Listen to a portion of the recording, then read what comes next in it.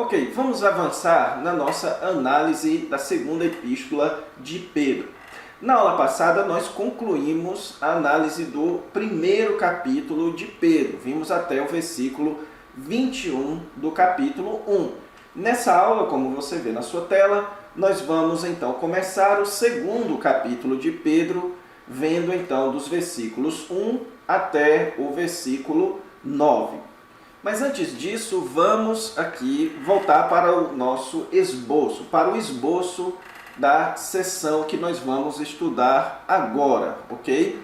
Nós vimos que a segunda carta de Pedro começa com uma saudação no capítulo 1, versículo 1 e 2, e então todo o capítulo 1, ele lida com a certeza da salvação do crente. Então lembre-se que a palavra-chave para você entender ou pegar o tema e o propósito dessa carta de Pedro é a palavrinha lembrar. Então, no capítulo 1, o apóstolo Pedro lembra para os seus leitores aquilo que eles já tinham como salvos. Então, eles já tinham tudo o que precisavam em termos espirituais para viver uma vida de santidade.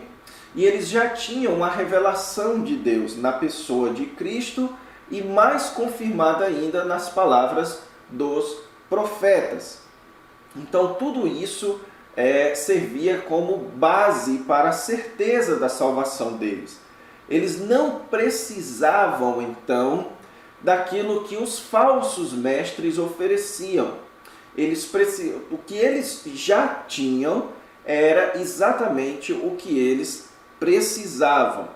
A questão espiritual, eles já tinham a capacitação espiritual no Espírito Santo para viver uma vida de santidade e já tinham a revelação de Deus confirmada por meio de Cristo e dos seus profetas, ok?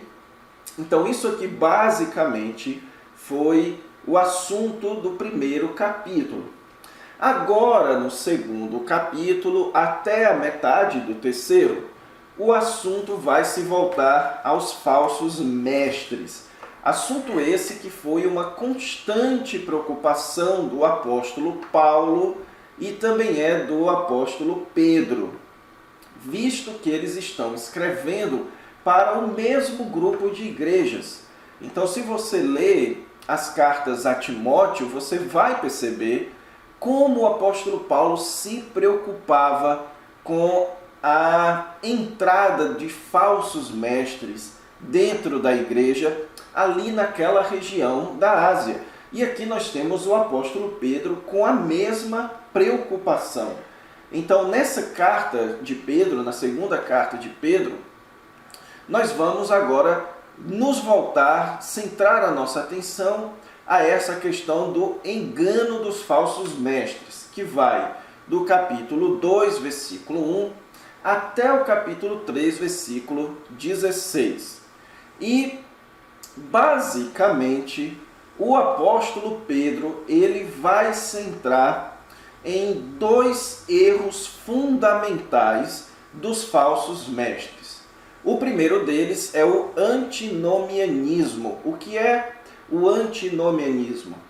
É a ideia de uma vida sem lei, certo? Então Pedro vai enfatizar a vida impura e imoral que eles levavam e que instruíam outros a levar.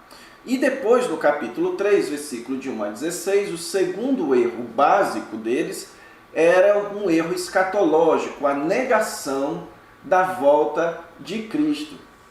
E percebam como estes dois erros fundamentais também se faziam presentes naqueles falsos mestres a quem Paulo combatia. Isso você pode notar veementemente também, por exemplo, na primeira carta aos Coríntios, como o apóstolo Paulo combate essas duas ideias. A ideia de que você pode fazer o que quiser, por exemplo, no capítulo 6, quando ele diz: o alimento é para o corpo é para o alimento, e nos dois vão ser destruídos. A ideia aqui é: o que eu faço no meu corpo Não importa, eu posso fazer o que eu quiser no corpo. Isso é antinomismo ou antinomianismo, ok? Então isso é criticado pelo apóstolo Paulo lá e vai ser criticado pelo apóstolo Pedro aqui, ok? Então, nós vamos agora centrar a nossa atenção neste ponto A, certo?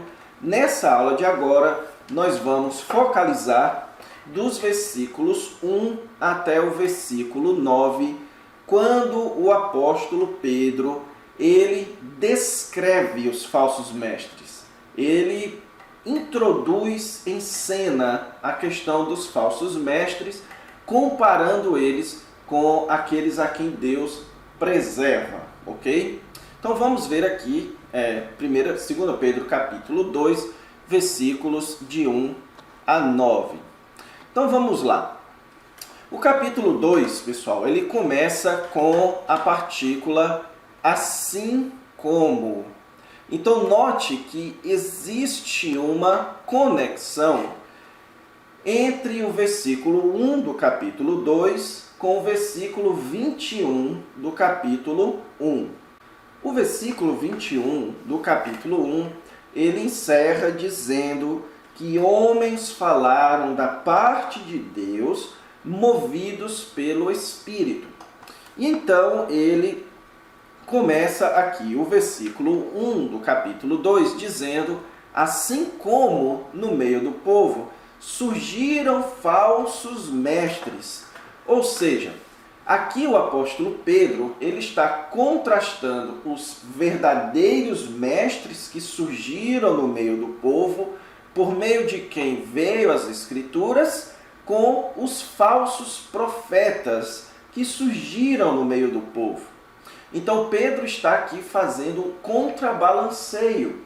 Deus tem enviado os seus profetas, mas sempre tem existido os falsos profetas, aqueles que falsamente falam da parte de Deus, ok?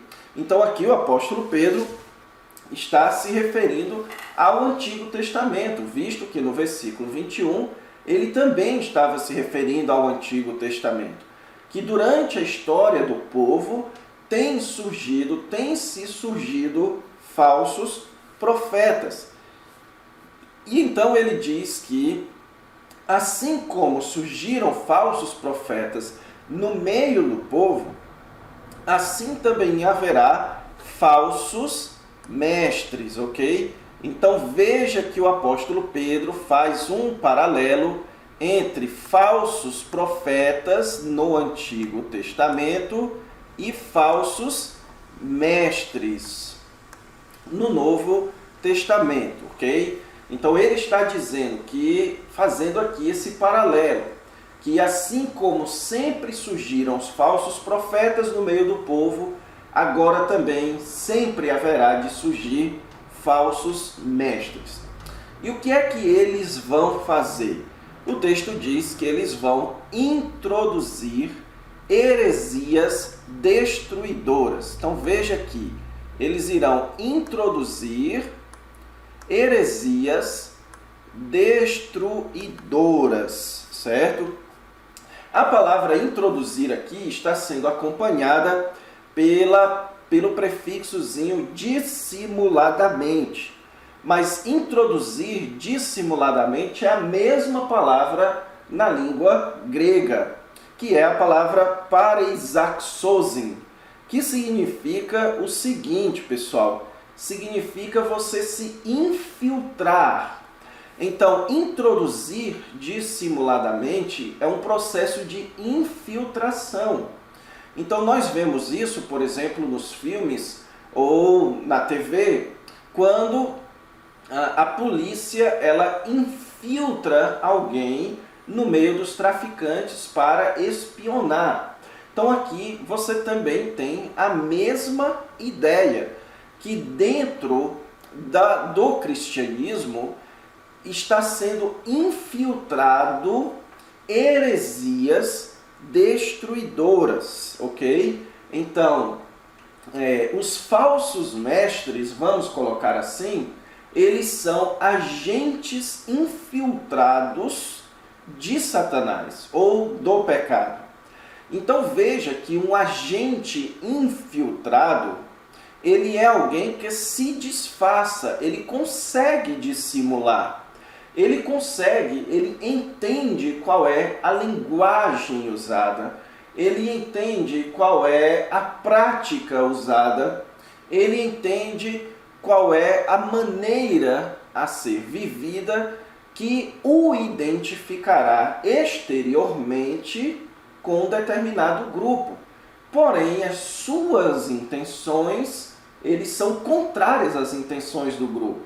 Então é como um policial que assume a linguagem de um traficante, o vestuário de um traficante, o dia a dia de um traficante, ele assume a identidade de um traficante, o linguajar e tudo mais, mas interiormente a sua intenção é contrária ao grupo dos traficantes.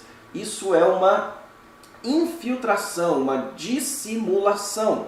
Então ele está dizendo que estes falsos mestres, eles são infiltrados, dissimulados para colocar heresias destruidoras. E a palavra traduzida aqui por heresia, pessoal, geralmente tem relação com facções doutrinárias, ok? Então a heresia, ela sempre tem o poder de causar uma facção doutrinária. Então isso você encontra, por exemplo, em 1 Coríntios capítulo 11, versículo 19. Porque até mesmo importa que haja partidos entre vós. Então é a palavrinha heresia, ou haireses, que é traduzida por partido. Então, uma heresia é uma deturpação doutrinária que acaba causando um partidarismo ou uma divisão.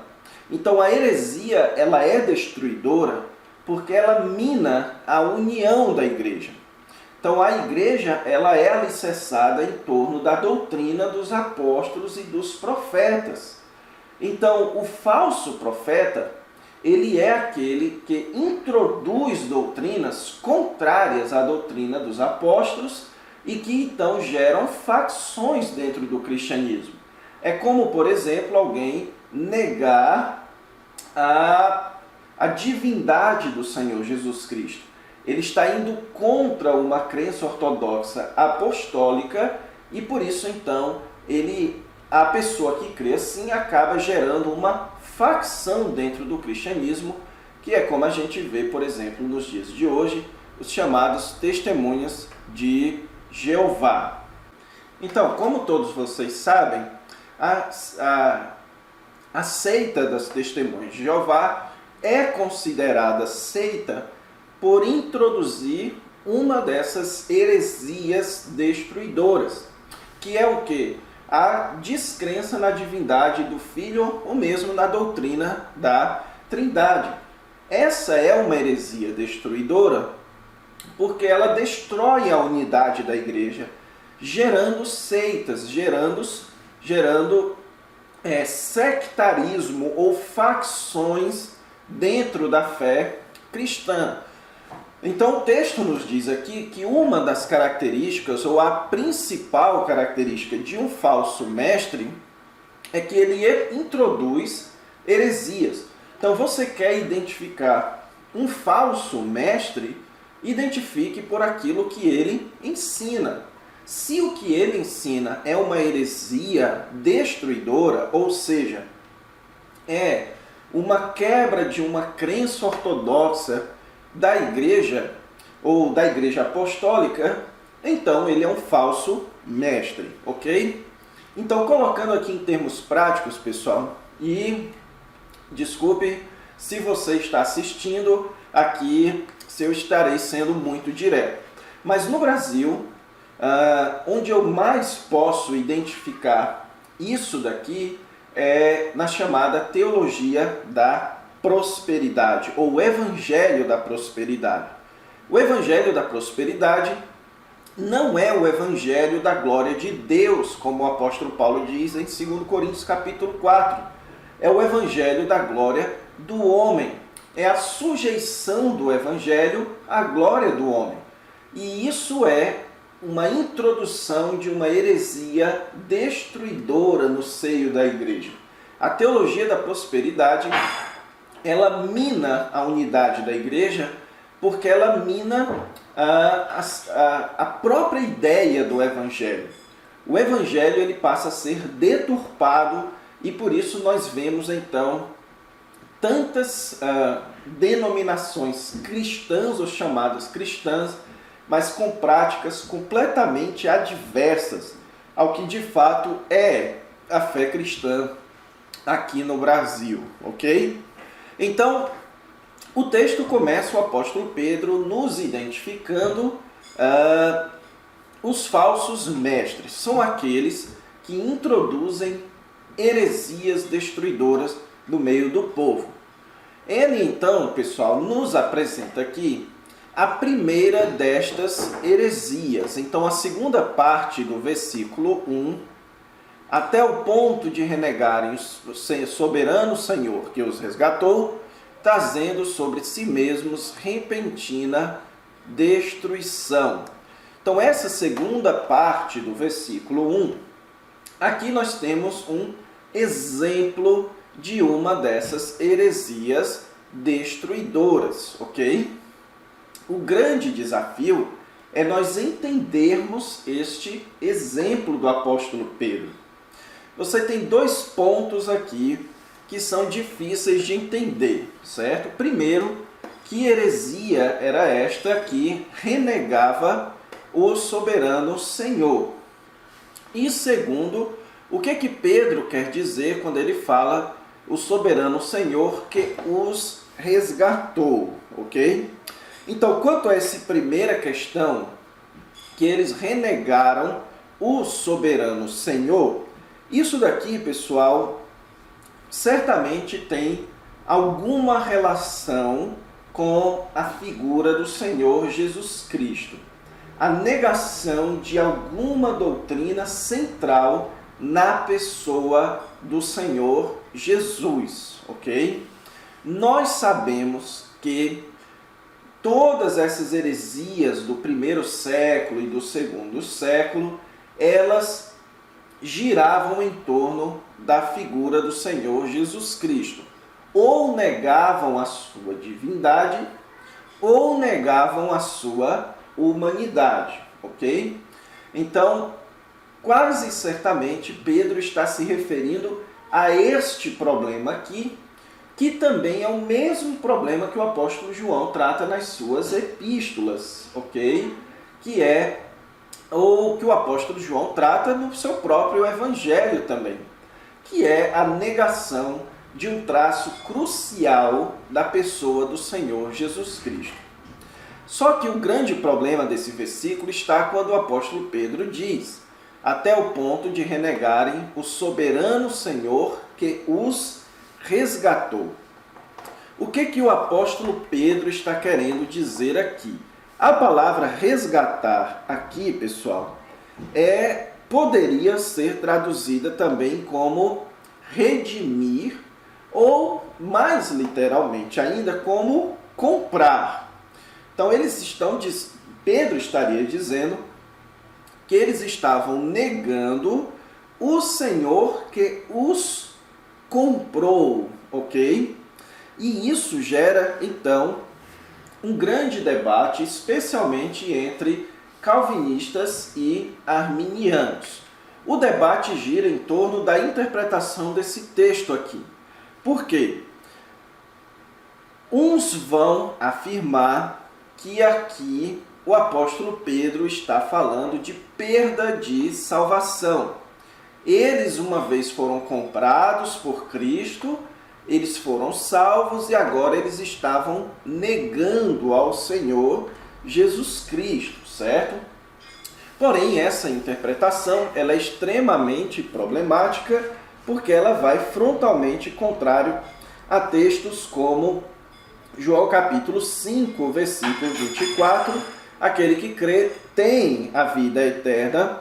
João 10, 20, 28 e 29, quando fala, jamais perecerão e ninguém as arrebatará da minha mão. Então, a perda de salvação é algo extremamente improvável. Na verdade, é um ensino antibíblico. A Bíblia claramente afirma que uma vez que você recebe a salvação, uma vez que você é genuinamente salvo por Deus, você não tem como perder a salvação. Então não pode ser isso que o texto está dizendo. Outra opção seria o que muitos fazem de modificar. Então aqui alguns calvinistas gostam de dizer que aqui o apóstolo Pedro não está falando a respeito de salvação. Eles chamam a atenção ao fato do texto dizer que eles renegaram o soberano Senhor. E eles afirmam que aqui, então, Pedro não está falando a respeito de Jesus, está falando a respeito do Pai, de Deus, o soberano Senhor. Que o uso de soberano serve para marcar que ele está falando de Deus.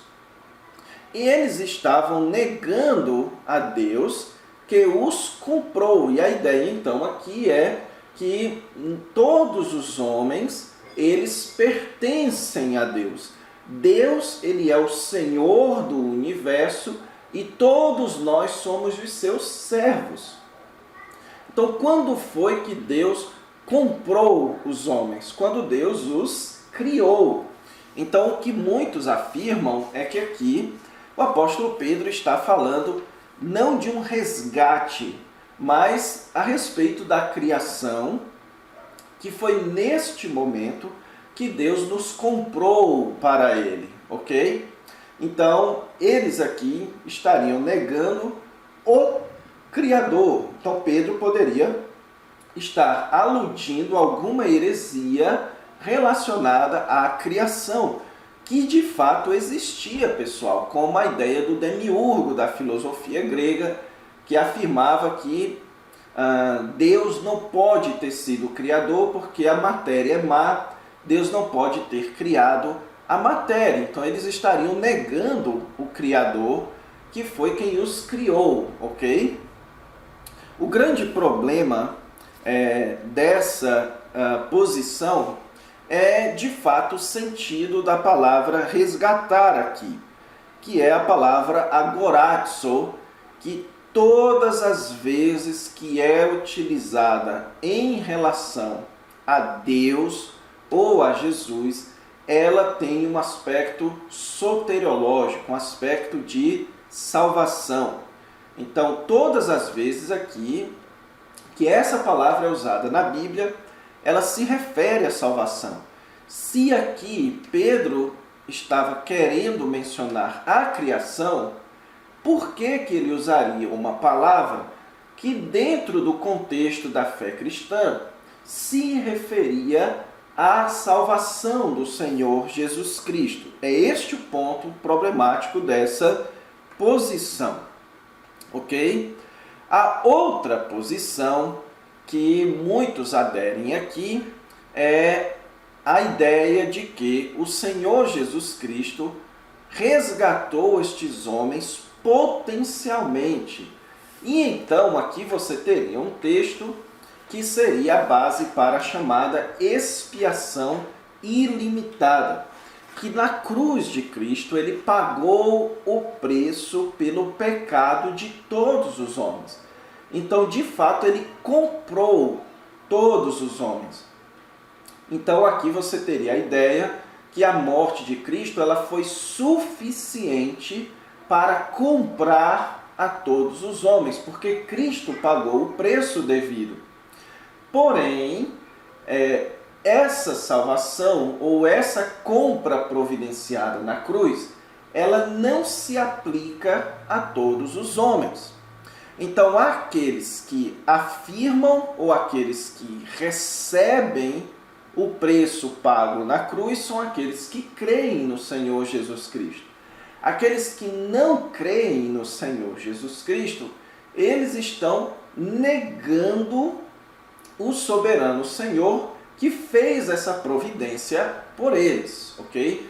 Então essa é uma interpretação deste versículo, e usando essa interpretação, muitos usam esse texto, ele é talvez o principal texto utilizado na defesa da chamada expiação ilimitada, a ideia de que Jesus Cristo providenciou na cruz salvação a todos os homens, ok? E então você tem uma quarta interpretação, que é a ideia, a seguinte ideia, que aqui o que o apóstolo Pedro está fazendo é usando uma linguagem fenomenológica, ou seja, eles estavam negando o soberano Senhor que eles afirmavam ou demonstravam que havia os resgatado, ok? Então, qual dessas quatro posições eu creio que é a mais plausível? Eu creio que essa quarta posição ela é a mais plausível. Por quê? Porque essa terceira posição aqui afirma que aqui Cristo providenciou o resgate na cruz, mas ele não se aplica a todos os homens. Essa é uma posição que seria uma forma de você encaixar a sua teologia no texto. Porque o que efetivamente o texto diz é que o Senhor Jesus os resgatou. E não que o Senhor Jesus Cristo providenciou um resgate que poderia ser efetivado. Então eles chegaram ao ponto de renegarem o Senhor que de fato os resgatou. É isso que o texto está dizendo. Então, se aqui o apóstolo Pedro estivesse mencionando o resgate providenciado por Cristo na cruz e dizendo que eles foram resgatados por Cristo na cruz, do Calvário, então nós estaríamos dizendo que o Senhor Jesus Cristo resgatou pessoas que não foram resgatadas. Este é o ponto problemático, pessoal. Esse aqui não é um texto problemático para quem defende a expiação limitada. Esse é o texto problemático para quem defende a expiação ilimitada. Porque a pergunta que nós fazemos aqui é: como é que o Senhor Jesus Cristo resgata pessoas que depois renegam o Senhor Jesus? Como é que, então, aquilo que Cristo faz na cruz, de resgatar pessoas, depois é anulada pelo pecado do homem? Então, Cristo não tem o poder suficiente de salvar os seus. Este poder é subordinado aos homens.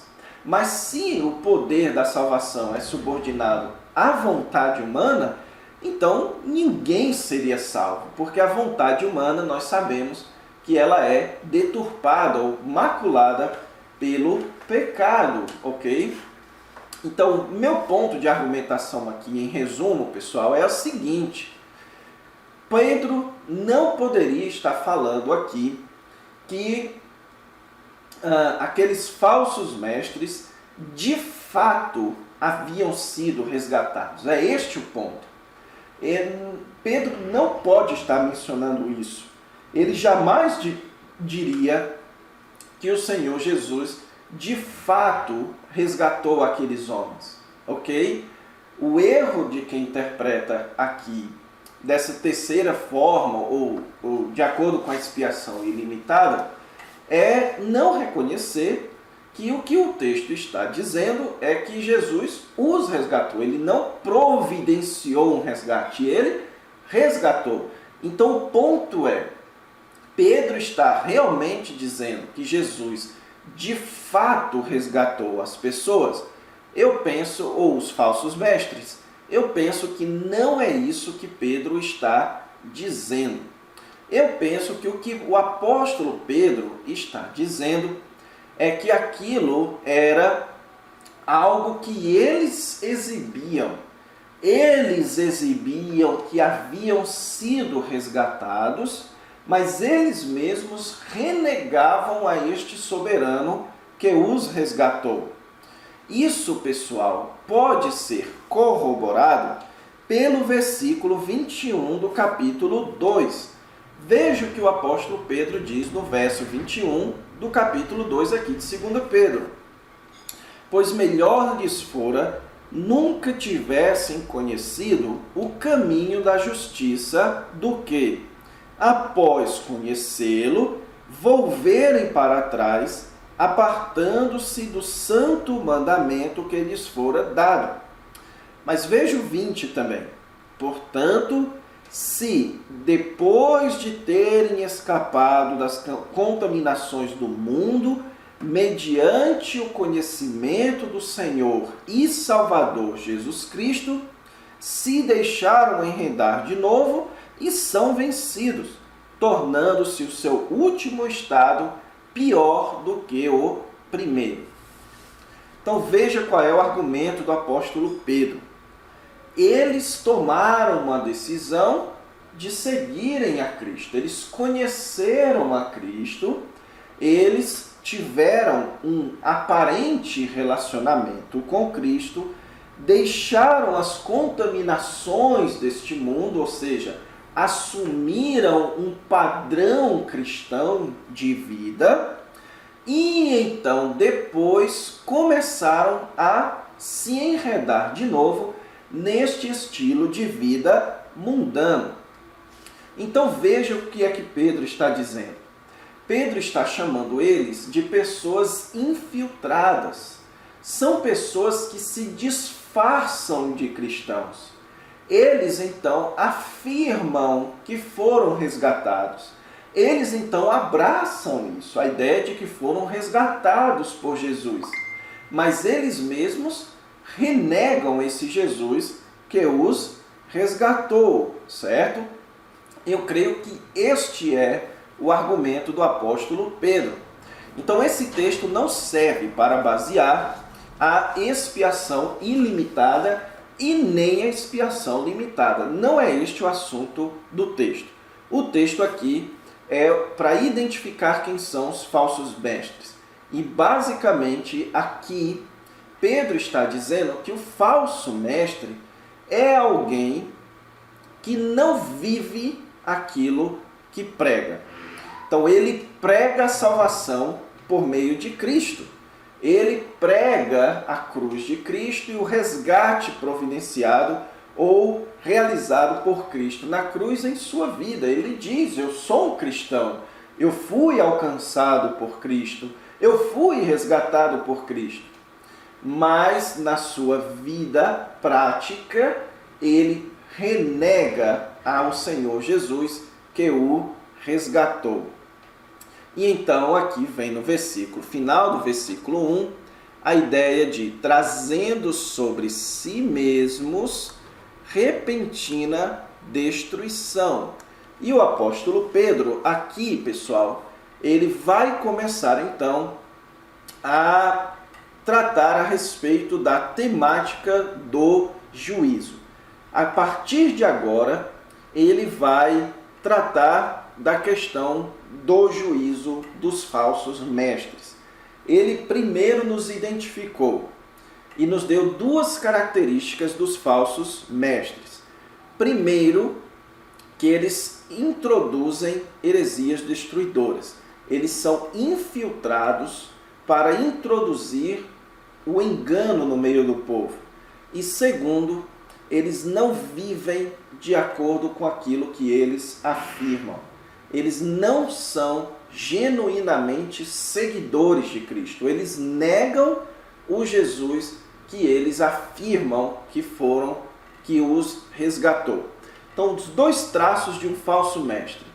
Ele ensina o engano e, segundo, ele vive o engano. Tanto ensina quanto vive o engano. E o apóstolo Pedro termina o versículo 1 nos dizendo que o resultado disso vai ser a sua própria destruição. Os falsos mestres trarão sobre si a sua própria destruição. Eles serão destruídos por Deus. E essa temática do juízo, então, vai perspassar do versículo 2 até o versículo 9. Pessoal, como a gente se estendeu um pouco aqui na avaliação do versículo 1, que é um versículo bem polêmico, vamos dar uma paradinha aqui e na próxima aula, aí sim, nós concluímos a análise até o versículo 9, ok? Então, fiquem com Deus, até a próxima aula.